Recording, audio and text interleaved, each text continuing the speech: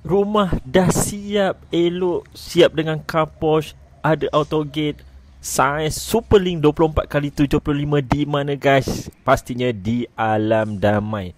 Kalau kita tengok rumah kebiasaannya 22x75, tapi ini 24 guys. Superlink sangat-sangat luas, dia punya ruang tamunya siap, toilet dah siap, dicantikkan. Rumah lengkap dengan 4 bilik dan 3 bilik air. Jom guys, kita tengok bahagian dapur dia. Masya Allah, sangat-sangat cantik, luas. Walaupun unit ni kosong, you all boleh design sendiri, boleh letak kitchen cabinet sendiri. Okey, jom kita naik bahagian atas. Rumah dah siap cantik, siap tiles.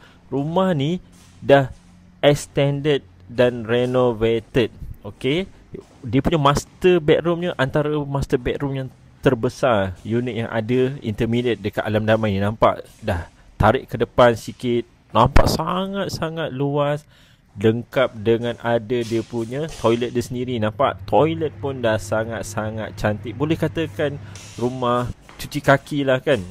Okay, kita tak payah pening nak fikir tentang kos nak renovate rumah. Ini antara bilik yang ketiga. Nampak bilik pun dah ditarik sampai ke belakang. Siap ada satu pintu kat tepi. Bolehlah nak sidai baju. Okey. Nampak tu ada ruang kat tepi. Rumah ni sangat sesuai bagi anda yang ada keluarga yang ramai.